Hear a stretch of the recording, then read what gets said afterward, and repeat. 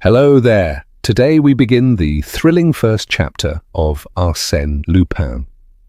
Have you ever heard his story? This gentleman thief is both charming and cunning. Our story begins with an unexpected twist. Lupin has been captured. But is everything really as it seems? Has his old enemy Ganimard achieved a real victory this time? Let's set sail on this adventure. It was a strange ending to a voyage that had commenced in a most auspicious manner. The transatlantic steamship La Provence was a swift and comfortable vessel under the command of a most affable man. The passengers constituted a select and delightful society. The charm of new acquaintances and improvised amusements served to make the time pass agreeably. We enjoyed the pleasant sensation of being separated from the world, living, as it were, upon an unknown island, and consequently obliged to be sociable with each other. Have you ever stopped to consider how much originality and spontaneity emanate from these various individuals who, on the preceding evening, did not even know each other, and who are now, for several days, condemned to lead a life of extreme intimacy, jointly defying the anger of the ocean, the terrible onslaught of the waves, the violence of the tempest, and the agonizing monotony of the calm and sleepy water. Such a life becomes a sort of tragic existence, with its storms and its grandeurs, its monotony and its diversity. And that is why perhaps we embark upon that short voyage with mingled feelings of pleasure and fear. But during the past few years, a new sensation had been added to the life of the transatlantic traveller. The little floating island is now attached to the world from which it was once quite free. A bond united them, even in the very heart of the watery wastes of the Atlantic. That bond is the wireless telegraph by means of which we receive news in the most mysterious manner. We know full well that the message is not transported by the medium of a hollow wire. No, the mystery is even more inexplicable, more romantic, and we must have recourse to the wings of the air in order to explain this new miracle. During the first day of the voyage, we felt that we were being followed, escorted, preceded even by that distant voice which from time to time whispered to one of us a few words from the receding world. 2 friends spoke to me, 10, 20 others sent gay or sombre words of parting to other passengers. On the second day, at a distance of 500 miles from the French coast, in the midst of a violent storm, we received the following message by means of the wireless telegraph.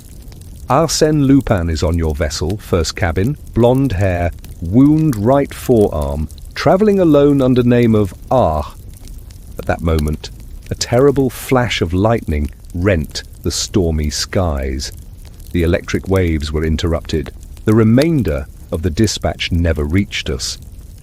Of the name under which Arsène Lupin was concealing himself, we knew only the initial. If the news had been of some other character, I have no doubt that the secret would have been carefully guarded by the telegraphic operator, as well as by the officers of the vessel. But it was one of those events calculated to escape from the most rigorous discretion. The same day, no one knew how, the incident became a matter of current gossip, and every passenger was aware that the famous Arsène Lupin was hiding in our midst. Arsène Lupin in our midst. The irresponsible burglar whose exploits had been narrated in all the newspapers during the past few months. The mysterious individual with whom Ganimard, our shrewdest detective, had been engaged in an implacable conflict amidst interesting and picturesque surroundings. Arsène Lupin, the eccentric gentleman who operates only in the chateaux and salons, and who, one night, entered the residence of Baron Schormann, but emerged empty-handed, leaving, however, his card on which he had scribbled these words. Arsène Lupin, gentleman burglar, will return when the furniture is genuine. Arsène Lupin, the man of 1,000 disguises, in turn a chauffeur, detective, bookmaker, Russian physician, Spanish bullfighter, commercial traveller, robust youth, or decrepit old man. Then consider this startling situation. Arsène Lupin was wandering about within the limited bounds of a transatlantic steamer in that very small corner of the world, in that dining saloon, in that smoking room, in that music room.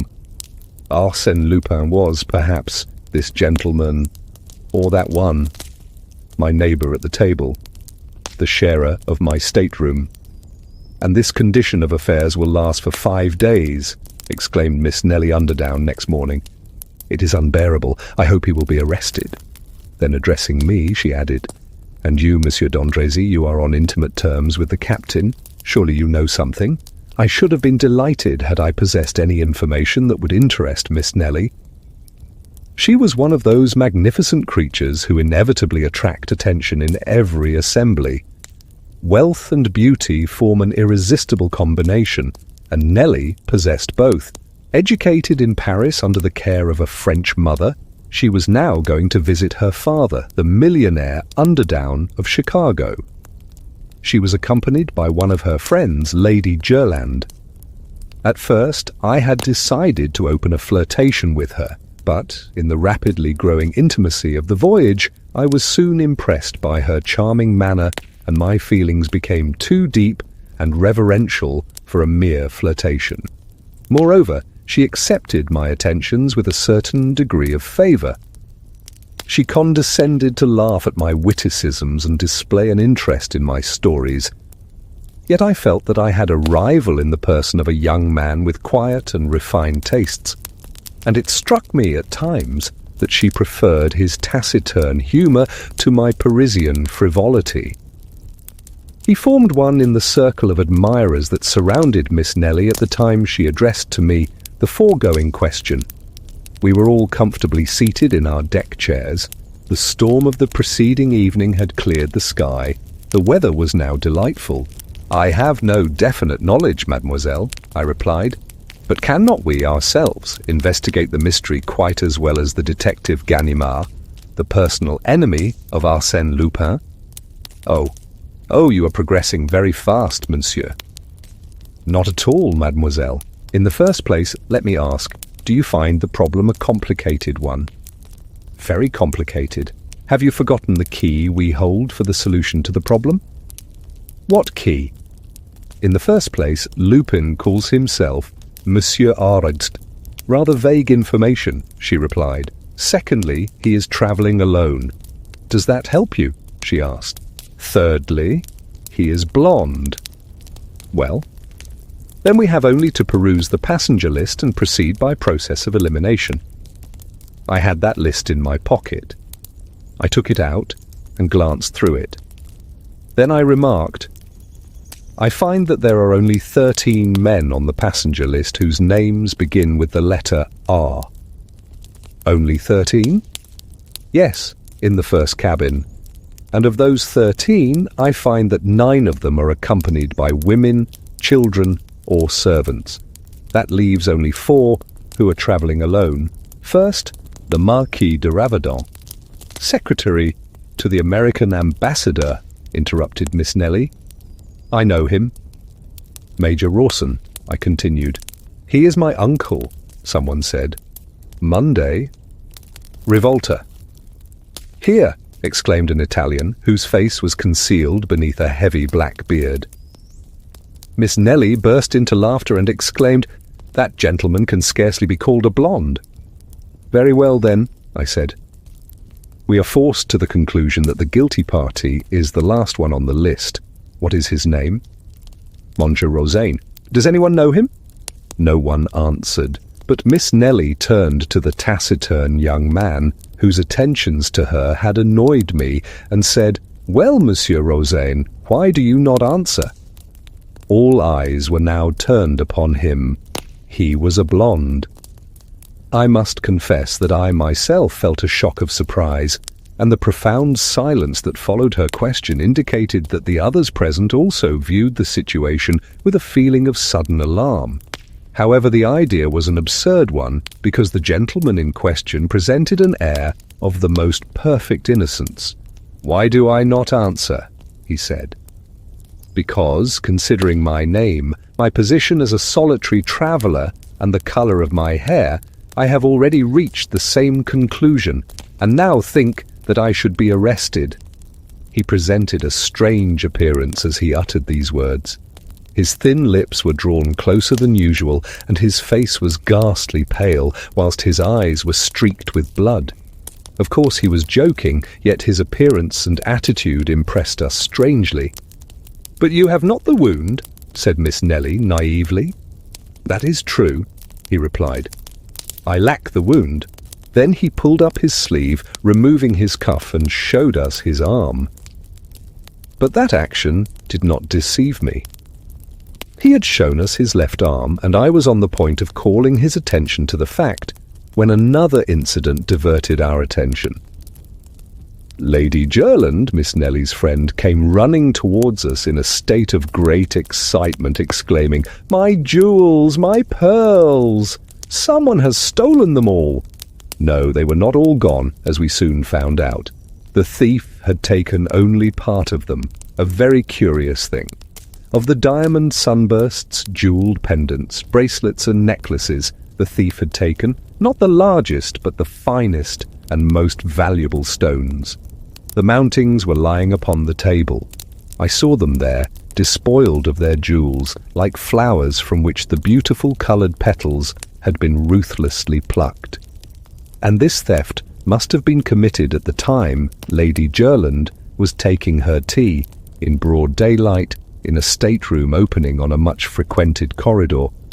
Moreover, the thief had been obliged to force open the door of the stateroom, search for the jewel case which was hidden at the bottom of a hat box, open it, select his booty, and remove it from the mountings. Of course, all the passengers instantly reached the same conclusion. It was the work of Arsène Lupin. That day, at the dinner table, the seats to the right and left of Rosaine remained vacant, and during the evening it was rumoured that the captain had placed him under arrest, which information produced a feeling of safety and relief. We breathed once more. That evening we resumed our games and dances. Miss Nelly, especially, displayed a spirit of thoughtless gaiety which convinced me that if Rosaine's attentions had been agreeable to her in the beginning, she had already forgotten them. Her charm and good humour completed my conquest.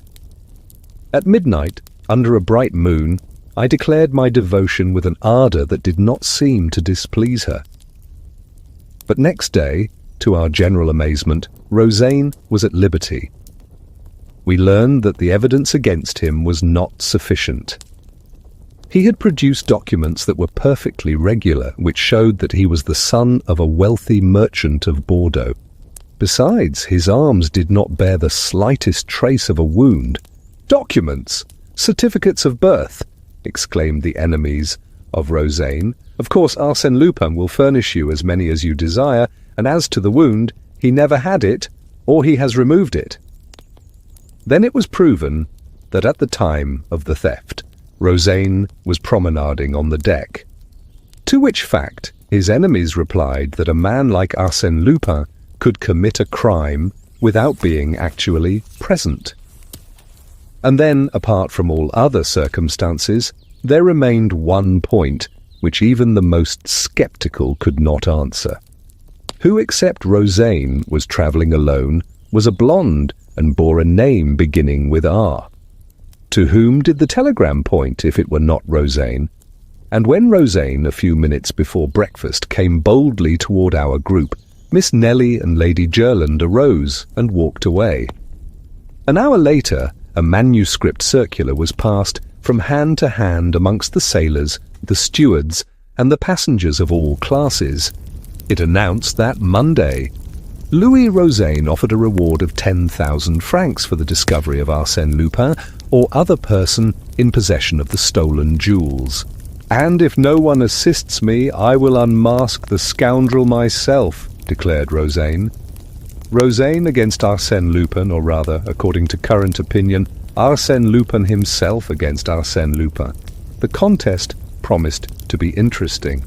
Nothing developed during the next 2 days. We saw Rosaine wandering about day and night, searching, questioning, investigating. The captain also displayed commendable activity. He caused the vessel to be searched from stem to stern, ransacked every stateroom under the plausible theory that the jewels might be concealed anywhere except in the thief's own room. "I suppose they will find out something soon," remarked Miss Nelly to me. "He may be a wizard, but he cannot make diamonds and pearls become invisible." "Certainly not," I replied. "But he should examine the lining of our hats and vests and everything we carry with us." Then, exhibiting my Kodak, a 9x12 with which I had been photographing her in various poses, I added, "In an apparatus no larger than that, a person could hide all of Lady Jerland's jewels. He could pretend to take pictures and no one would suspect the game. But I have heard it said that every thief leaves some clue behind him." "That may be generally true," I replied, "but there is one exception, Arsène Lupin." "Why?" "Because he concentrates his thoughts not only on the theft but on all the circumstances connected with it that could serve as a clue to his identity." "A few days ago, you were more confident." "Yes, but since then I have seen him at work." "And what do you think about it now?" she asked. "Well, in my opinion, we are wasting our time." And as a matter of fact, the investigation had produced no result. But in the meantime, the captain's watch had been stolen. He was furious. He quickened his efforts and watched Rosaine more closely than before. But on the following day, the watch was found in the second officer's collar box. This incident caused considerable astonishment and displayed the humorous side of Arsène Lupin, burglar though he was, but dilettante as well. He combined business with pleasure. He reminded us of the author who almost died in a fit of laughter, provoked by his own play. Certainly he was an artist in his particular line of work, and whenever I saw Rosaine, gloomy and reserved, and thought of the double role that he was playing, I accorded him a certain measure of admiration.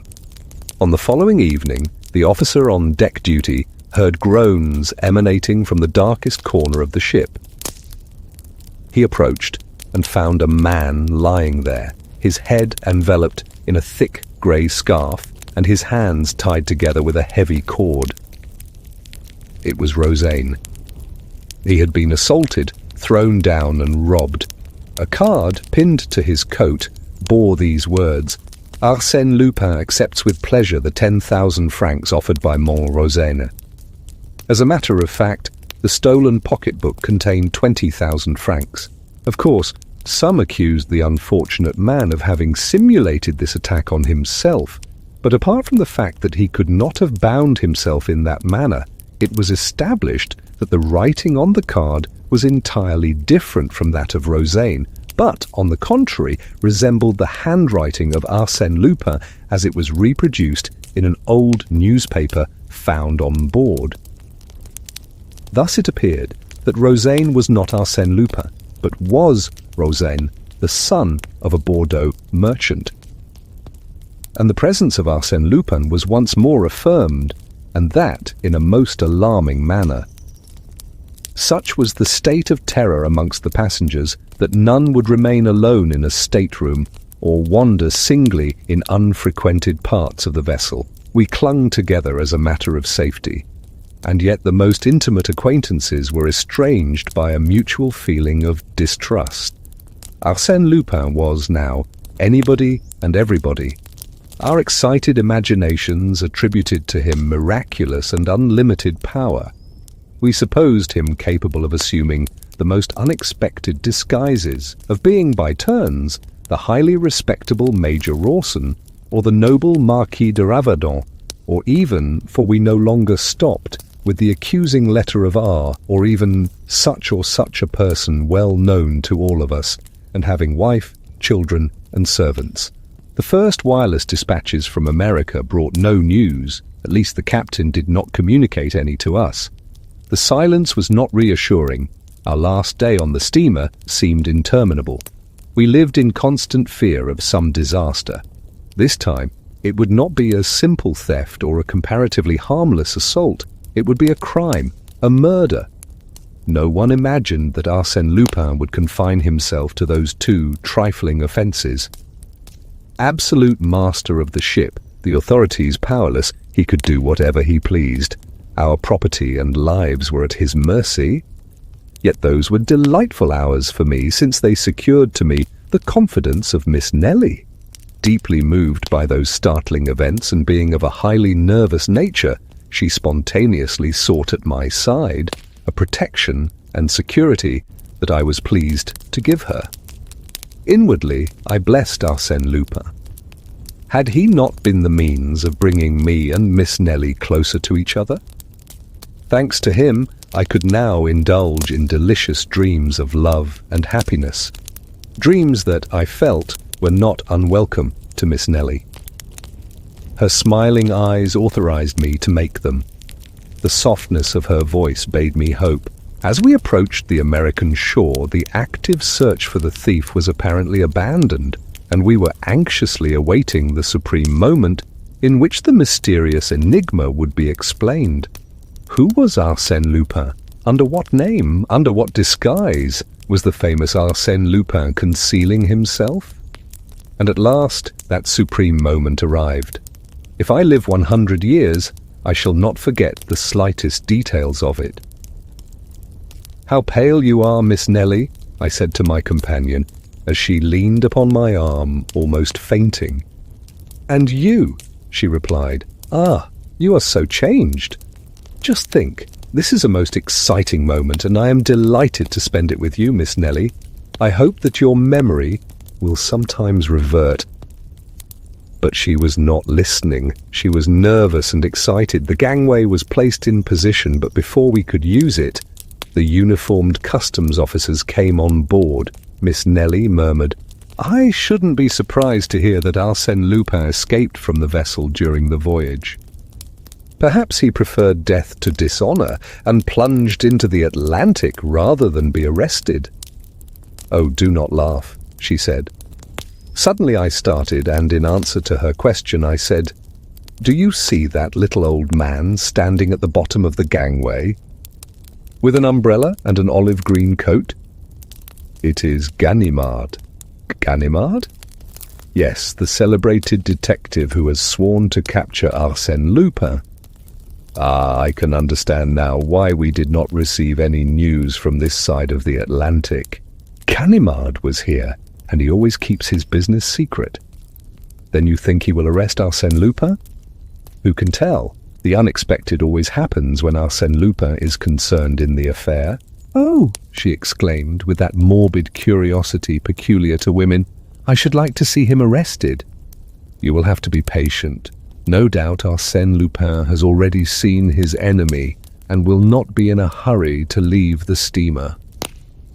The passengers were now leaving the steamer. Leaning on his umbrella, with an air of careless indifference, Ganimard appeared to be paying no attention to the crowd that was hurrying down the gangway. The Marquise de Raverdan, Major Rawson, the Italian Rivolta, and many others had already left the vessel before Rosaine appeared. Poor Rosaine. "Perhaps it is he after all," said Miss Nelly to me. "What do you think?" "I think it would be very interesting to have Ganimard and Rosaine in the same picture. You take the camera. I am loaded down." I gave her the camera, but too late for her to use it. Rosaine was already passing the detective. An American officer standing behind Ganimard leaned forward and whispered in his ear. The French detective shrugged his shoulders and Rosaine passed on. Then, my God, who was Arsène Lupin? "Yes," said Miss Nelly aloud. "Who can it be?" Not more than 20 people now remained on board. She scrutinized them one by one, fearful that Arsène Lupin was not amongst them. "We cannot wait much longer," I said to her. She started toward the gangway. I followed, but we had not taken 10 steps when Ganimard barred our passage. "Well, what is it?" I exclaimed. "One moment, monsieur. What's your hurry?" "I am escorting mademoiselle." "1 moment," he repeated in a tone of authority. Then, gazing into my eyes, he said, "Arsène Lupin, is it not?" I laughed and replied, "No, simply Bernard d'Andrézy." "Bernard d'Andrézy died in Macedonia 3 years ago. If Bernard d'Andrézy were dead, I should not be here. But you are mistaken. Here are my papers. They are his, and I can tell you exactly how they came into your possession." "You are a fool," I exclaimed. "Arsène Lupin sailed under the name of Yes, another of your tricks, a false scent that deceived them at Havre. You play a good game, my boy, but this time luck is against you." I hesitated a moment. Then he hit me a sharp blow on the right arm, which caused me to utter a cry of pain.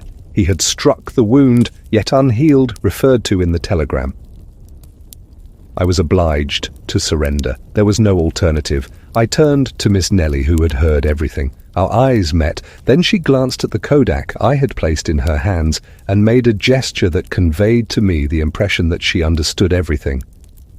Yes, there, between the narrow folds of black leather, in the hollow centre of the small object that I had taken the precaution to place in her hands before Ganimard arrested me, it was there I had deposited Rosane's 20,000 francs and Lady Jerland's pearls and diamonds. Oh, I pledge my oath that at that solemn moment when I was in the grasp of Ganimard and his 2 assistants, I was perfectly indifferent to everything, to my arrest, the hostility of the people, everything except this one question. What will Miss Nelly do with the things I had confided to her? In the absence of that material and conclusive proof, I had nothing to fear. But would Miss Nelly decide to furnish that proof? Would she betray me? Would she act the part of an enemy who cannot forgive, or that of a woman whose scorn is softened by feelings of indulgence and involuntary sympathy?